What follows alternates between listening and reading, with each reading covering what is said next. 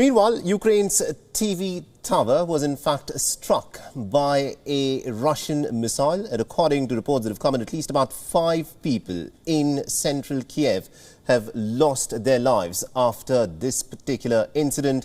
And also there are reports that there are some channels within Ukraine that have gone off air after this Russian missile strike. Remember, this has been a systematic strategy that Russia has indulged in, trying to take down the critical infrastructure in Ukraine, make it difficult for the Ukrainian government, of course, put forth resistance and also keep its people informed in terms of what is happening in a war. In a war situation, one of the most difficult things to access is credible information, and people, of course, look to the government for that. But as we just saw in central Kyiv, the Russians carried out a military missile strike. And this is how Russia has, of course, targeted some of the key infrastructure. And a day after pouring cold water on Ukraine's application for the European Union membership, interestingly, the European Parliament President, Roberta Metsola, has said that the bloc welcomes Ukraine's request and that the bloc will now take a decision on it in the coming days. And as our resolution clearly states, we welcome, Mr. President, Ukraine's application for candidate status, and we will work towards that goal, because we will.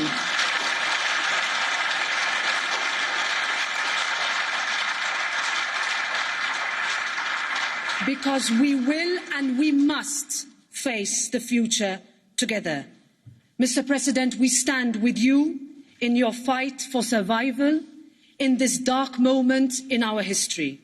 When you look to this European Parliament, you will always find an ally, a space to address Europe and the world, and always, always a friend.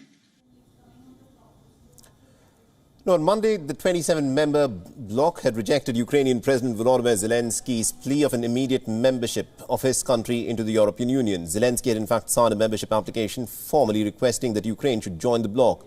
The Ukrainian president said that the EU membership will help Ukraine to be together with the European nations and will also give Kyiv a better footing while dealing with the ongoing Russian aggression. The latest announcement by the European Parliament, of course, comes as a renewed bid to consider Ukraine's pleas presently underway. The announcement was made during an emergency session of the European Parliament to discuss the bloc's response to the Russian aggression in Ukraine. And EU sanctions against Moscow are something that are up for discussion. The European Union members have been divided over Ukraine's membership. Earlier, while more than 6 countries, mainly Baltic nations, had supported Ukraine's membership. What is interesting is that the big powers, Germany and France, had said that it cannot be done immediately. The European Union officials earlier had started a long procedure as the reason for rejecting Kyiv's application for immediate membership. The EU membership is a long and a complicated process, and negotiations generally take place several years before a country can manage to formally get admission into the bloc. The first step to the membership, of course, begins only after a country becomes eligible candidate for the post. And then lengthy negotiations begin, during which it has to prove that it meets European Union's democratic, economic and political standards.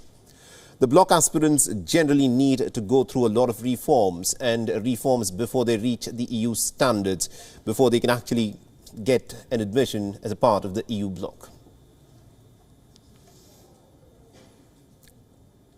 WION is now available in your country. Download the app now and get all the news on the move.